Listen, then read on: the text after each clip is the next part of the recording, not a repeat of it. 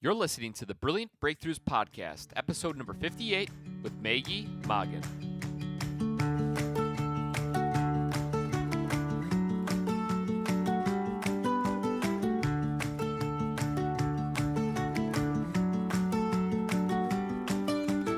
Hi, small business owners. Welcome to Brilliant Breakthroughs Podcast, where we focus on creating brilliant breakthroughs for the small business owner. FYI, that is also the name of the #1 Amazon best-selling book for small business and entrepreneurship. The good news is you can find this book in paperback form as well as ebook. Just so you know which one it is on Amazon, type in Brilliant Breakthroughs for the Small Business Owner, and the subtitle is Fresh Perspectives on Profitability, People, Productivity, and Finding Peace in Your Business. Okay, so today we're going to try not to confuse you. The first book in our annual series came out in 2017, and that is the blue one. And we want to thank you for helping us become a #1 bestseller. So for the first 56 episodes of this podcast series, we interviewed the 2017 authoring team. Now we've switched to our 2018 authoring team, with the 2018 book being released in November 2018. And just so you can distinguish which one we're talking about in this podcast, it's the one with the emerald green cover. So today's conversation is with an author from the 2018 book. Hopefully that made sense. So hi, rock stars. My name is Maggie Moggin, and I'm the creator of the Brilliant Breakthroughs annual business book series and a #1 best-selling author. I'm a master business coach and trainer and known as a small business success influencer. Today, we're honored to have a 2018 author, Susan McCuistion, with us to talk about your business's people performance and how you're going to improve your cultural diversity and inclusion in your business. And before you go, that doesn't apply to me, I want to say, hold on. Yes, it does. This conversation and the chapter that Susan wrote is specifically designed for small business owners. So welcome, Susan McCuistion. Hey, Maggie. Thanks so much. Glad to be here with you today. Oh, yeah, we're going to have some fun. And we are going to, we're going to put everybody into a really different mindset about their business, because you and I both know most small business owners don't think about this stuff or think that it applies to them. Oh, yeah, absolutely. Absolutely. Diversity and inclusion, it sounds like one of those things just for big businesses. And I know it's gotten to be a hot topic, and especially with, social media and some of the things that have been happening lately with Starbucks and some other companies. And it's easy to focus on those big businesses, but the fact of the matter is diversity is everywhere. Diversity is just difference, and it affects all of us. And I think it's one of those things that it's easy for small business owners to overlook and think it doesn't apply to them, but it absolutely does apply to them and the work that they do. Absolutely. So here's the good news, everyone. In the 2018 book, Susan's chapter is the 4th one, and it's titled 5 Ways to Bring Compassion into Your Organization. And sometimes you're going to hear Susan say the word organization or company or business, and it really doesn't matter. All you need to do is think about your business, because the same application is there. So Susan, you covered a lot of ground in your chapter. Well, at the same time, you only scratched the surface of the challenges that small business owners face when it comes to improving relationships within their business and its culture. Yes? I agree. Absolutely. I just broadsided her. A lot to talk about with this. Yeah. So, your chapter really is just like a foundational conversation to this whole, it's a casserole, if you want to think about it, of food. So I really thought of it that way. Yeah. And it sort of makes sense considering we're talking about diversity, right? But what I want to do is begin the conversation by asking you what the difference is between the EEOC, diversity and inclusion, because I think a lot of people don't even know some of these basic things. I am appreciative that you helped me understand them better than what I did. Yeah. So Yeah. bring it on. All right. You got it, Maggie. So I think these three terms in particular tend to get confused. They get mashed together a lot, but they really are three distinct terms. So first of all, EEOC, or the EEO, the Equal Employment Opportunity, that is all about non-discrimination, and it's the EEOC, the Equal Employment Opportunity Commission, that what's the word I'm looking for here, takes care of all that stuff, monitors all that stuff. And so if you've got 15 or more employees, you need to comply with all of the non-discrimination laws of the EEOC except for age. So that one where we say you can't discriminate against people over the age of 40. Once you hit 20 employees, you can add age non-discrimination onto that. So you don't have to be a very big business to be affected by the EEO laws. Okay.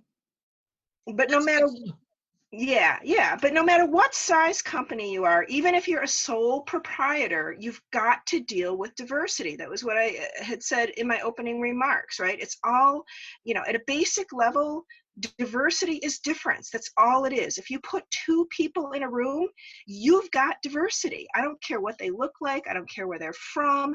Two people in a room, you've got diversity. Okay, whoa, back that up and explain that for a moment, because I know what you're going to say, and I think it needs to be said. So go ahead and explain how two people in a room means diversity, because if I say I'm here and you're there, and I'm a woman and you're a woman, and we're both white, and we're both about the same age, yeah, right? Right, yeah, right.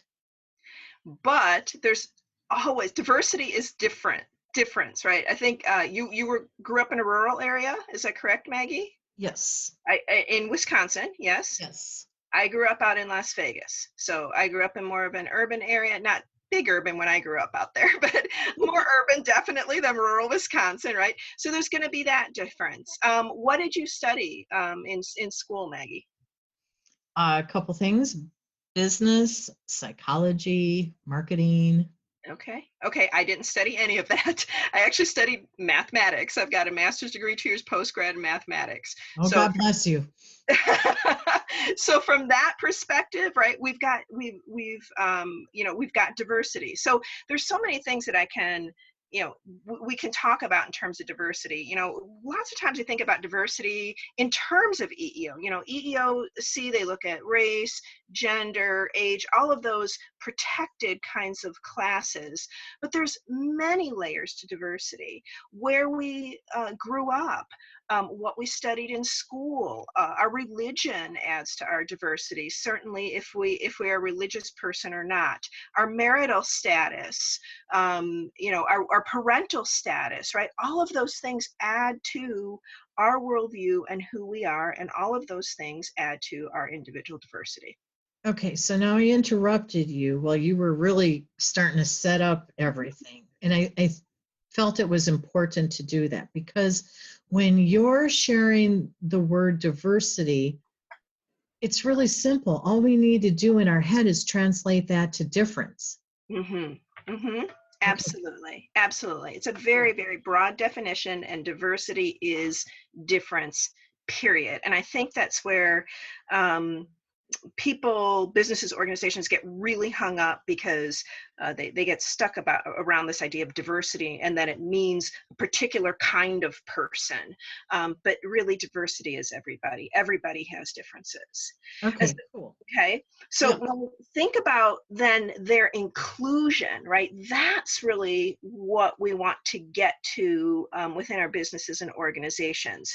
Inclusion is different from diversity. Inclusion is about how we connect people in an environment of respect so that their knowledge and experience can be leveraged within the business. And so Inclusion really requires attention and intention, because there are historic and systemic issues that we've got to deal with, and because not everybody has always had equal rights. And so you can have a business that's diverse, but people don't necessarily feel included. And at the same time, you can have an inclusive business that isn't very diverse. And so these are very distinct terms, and we want to make sure that we're paying attention to both of these things, especially as our businesses grow. Okay, that makes sense. So thank you for cracking the nut open a little bit. And I guess the question, because we started this conversation by saying this is a conversation for small business owners. So Susan, you being the expert in this, why should small businesses care about diversity? I want to say difference now. Fine, go ahead. We all know what you're talking about now. Yeah, and inclusion. And how can they benefit from what is commonly referred to as D&I, diversity and inclusion, from what it has to offer? So what's the gain with all this? Yeah. So first off, diversity is unavoidable. It doesn't matter if you're a sole proprietor, if you've got 50 employees, 500 employees, 5,000 employees, diversity is unavoidable. Our communities are diverse, so our employees are going to be diverse, and our customers and our clients are going to be diverse. Inclusion, on the other hand, is optional. But when we get the two of these things working well together, study after study shows that businesses that are diverse and inclusive not only have more engaged employees, but they're also more innovative. So that means that those businesses are going to be building better products and services for their customers and their clients. And as a result, they're going to corner the marketplace and become leaders in their space. Oh, okay. So because they have employees that have varied backgrounds and experiences, they can be looking at the same product or service through many different lenses. Absolutely. Absolutely. And then the company wins because they're creating something superior. Absolutely. Yep, that's how it works. But the key to all of this, though, Maggie, is that how well a team works together depends on the leader. And so if the team leader values diversity and knows how to manage it well, those teams are more productive and innovative than the teams where the team leader doesn't value diversity or know how to manage it. And we all know in small businesses, the team leader, it's the owner, usually the owner, right? The head of the organization. And so in a small business, it's in the owner's best interest to learn how to effectively manage diverse teams and build inclusion. Okay, now that makes sense because everybody follows the leader. Mm-hmm. So if the leader practices these principles and that you share in your chapter, Mm-hmm. they're going to build a better team, Mm-hmm. and their business's performance is going to improve. Absolutely. Okay, cool. Now that makes sense. That makes sense. Okay, there's this other word out there that I would love for you to unpack in this particular podcast, since we're breaking down some definitions. And you do that extraordinarily well in your chapter, and that you have a glossary for everybody. So I want to say kudos to you, because I was like, oh, this is so cool. It's like a cheat sheet, Thanks, Maggie. So that was neat. But this other word is a hot topic in the news lately, and it is bias, right? And how might bias be affecting our ability to build a more successful business, Susan? Yeah, bias. That is not only a hot topic, it's a word that people just do not like. The unfortunate part of the work that I do is that there are words that people interpret as negative, and bias is one of those words. I often hear people say, "Oh, I'm not biased," and as if it's bad to be biased. What I tell everybody is, get over it. You're biased. Just get over it. Okay, so I'm own it. biased, you're biased, whoever's listening to this, they're biased. It's the way our brains work. Our brains gather together information and they make decisions based off of prior information. And so they group that information together and we make decisions very, very quickly based on prior information. And that's what bias is. Bias is a preference for a particular way of doing things. So like we replace diversity with difference, we can replace bias with preference. And the thing is, there's nothing, there you That's go, cool. right? There's nothing inherently wrong or bad about being biased. Like I said, it's just human nature. Rather, it's the actions that we take as a result of bias that are problematic. And we can't overcome bias until we admit that we're biased, right? Always the first step is, right, recognizing the problem, right? And admitting, Awareness and owning it. Sure. and so we have to start to recognize those situations where our bias interferes with our ability to be impartial and to do our jobs well, because the actions that we take as a result of bias could make or break our businesses. Wow. As you're talking about this, I want to ask you, what is an example of how this plays out in a small business, bias? And I think I got one that is really unexpected because it's sort of not people related. Okay, let me hear. If we say bias, which, yeah, I agree, we have a negative connotation around that as a society, but when we shift it to preference, it opens up a very different conversation in my mind, because I can say, oh, there's a bias in technology. Mm-hmm. Are you a PC or are you an Apple? Right? Mm-hmm. And that's a preference. Yep. So it does show up. Mm-hmm. And even though that's not a direct human experience, even though we're all interfacing with that tech, it is a great example.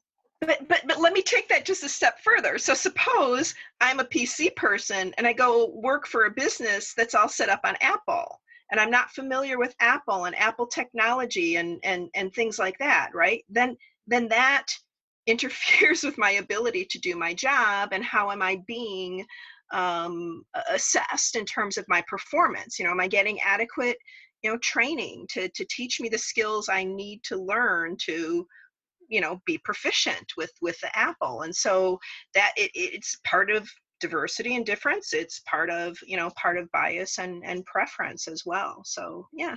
Yeah, you know what? And I want to take this further, because there is a tech training that I go to Uh-huh. from time to time, and a majority of the users, the people who are in the class, are Apple users, Mm-hmm.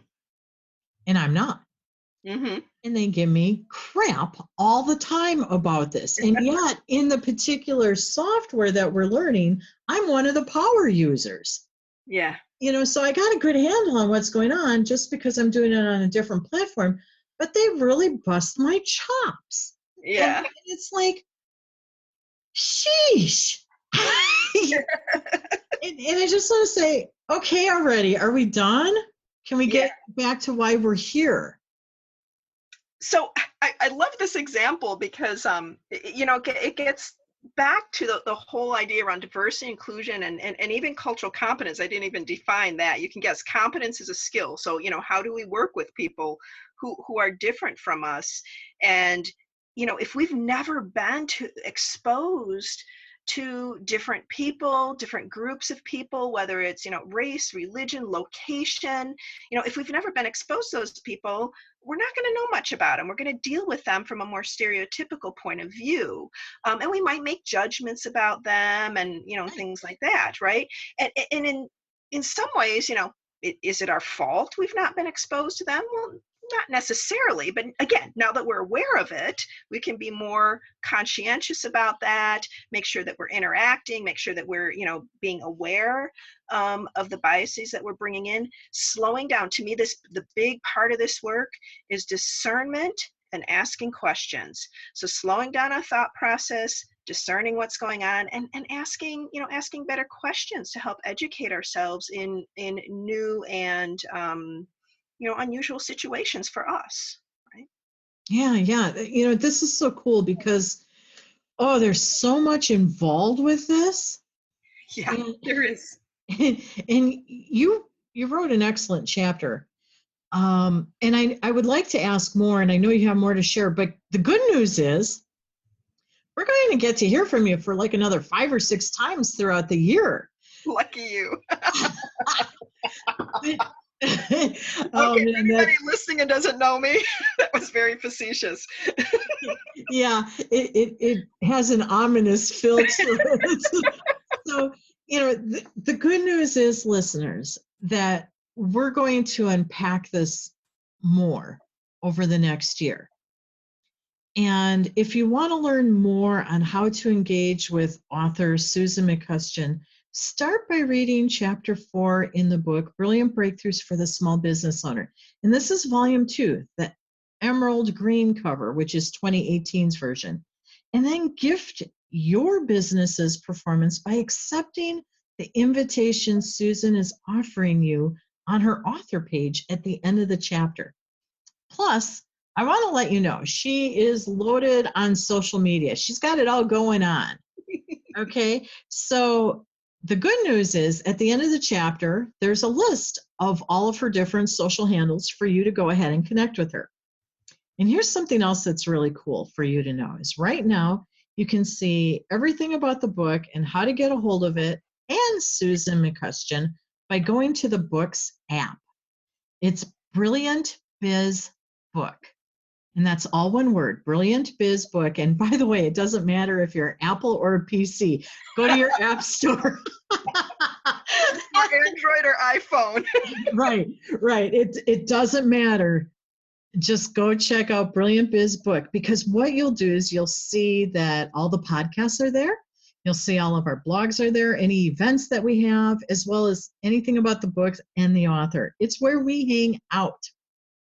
And there's something really cool on that app is we have something called Ask an Expert. You can see Susan McCuistion's name, and I keep saying McCuistion because we also have another author by the name of Susan, and today it's Susan M's moment, okay? So if you would go to Ask an Expert, you can click on her name and type your question in, and she'll reply back to you. Won't you? Sure, Maggie. Yeah.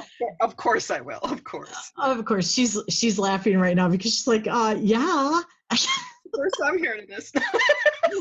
Yeah, she doesn't. So absolutely. No, I would love to. You can probably tell. I've been doing this work for a while, and over 20 years now, and I love it, and I love helping people understand it better, and so feel free to reach out. Absolutely. Right. Thus the Ask an Expert. And this is your game. You make me step up my game in this area. So thank you for that. I want to thank you for your time and wisdom sharing today, Susan. Absolutely, Maggie. Thanks for having me on. Yeah, and I can't wait to see where we're going to take everybody over the next year. Yeah, looking forward to it. Absolutely. Okay, so listeners, we appreciate you listening to the Brilliant Breakthroughs podcast, where you can learn more about how to create more brilliant breakthroughs for your small business. Until next week, shine brightly.